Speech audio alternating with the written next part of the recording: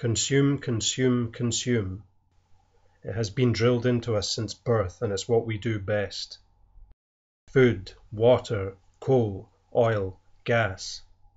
We overindulge ourselves as if no generations are to follow.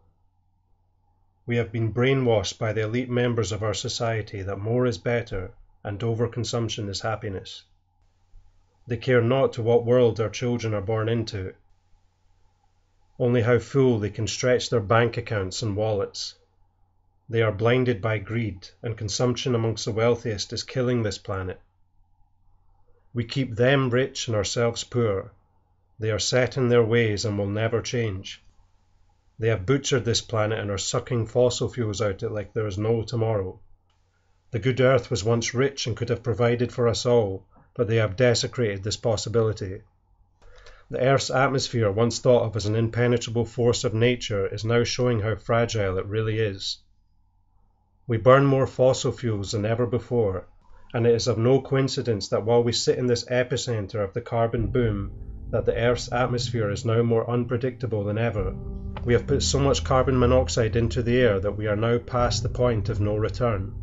Soon glaciers will be non-existent and natural disasters commonplace. The Earth has ample power to shake us into extinction and is in the process of doing so. The erratic weather patterns that have devastated nations are but a drop in the ocean of what's to come.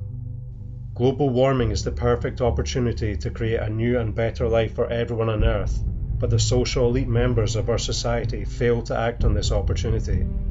As they sip their champagne and beat their chests, they fail to see the warning signs that Mother Earth is giving us.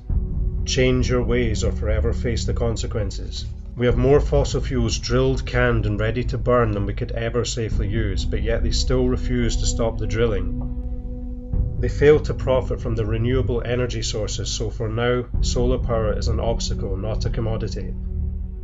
But the masses are beginning to wake up and object to the destruction of our planet. So the fossil fuel companies begin their lies and deceit. They talk a fairy tale life somewhere else, on a not too distant planet where we can make a fresh start and learn from our mistakes. But do not be fooled. This escape fantasy is for a select few gas-guzzling billionaires, not for you nor I. We inevitably will be left to deal with an unbearable reality on a planet that refuses to provide for mankind anymore. I tell you this because I worry for our nation's future. The fossil fuel corporations now have their sights set on fracking opportunities in Scotland, right throughout the Midland Valley. They seek to ravage Scotland's natural beauty with their drilling wells, pollute our notoriously clean air with a concoction of toxic chemicals, and use millions of gallons of our fresh water supply, permanently contaminating it, never to be drunk again. Fracking has been proven to cause a variety of health and environmental risks. The process releases carbon dioxide, methane, nitrogen dioxide, carbon monoxide, benzene and other carcinogenic chemicals into the air, ready to be breathed in by every man, woman or child unlucky enough to be living near the drilling. These airborne pollutants have been not only known to cause cancer but also wreak havoc on the nervous system, respiratory system and the immune system. The neurological effects are insidious. It usually starts with ringing in the ears, headaches, dizziness and disorientation, and can eventually lead to irreversible brain damage. The chemicals used have been reported to leak into nearby water supplies and even turn tap water flammable.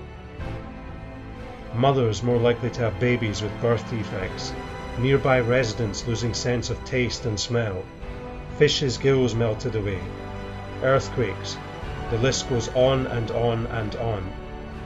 All this destruction and misery so that a select few billionaires can add to their money piles.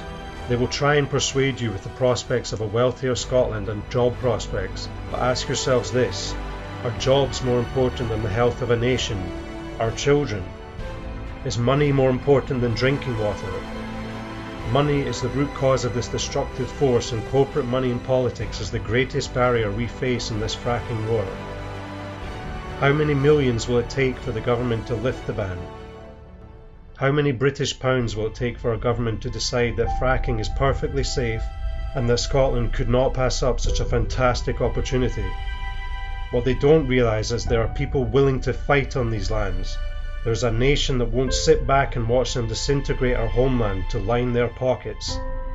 We must stand up to the social elite who couldn't care less what remains of Scotland after they have taken their share. They want us to sit back and twiddle our thumbs as if they are deserving of what lies beneath us. They are well aware of the power of the masses, and we must unite against them. Join Blockadia, a worldwide resistance against fossil fuel corporations, where indigenous people are using their bodies and the courts to put a stop to extreme, dangerous extraction methods.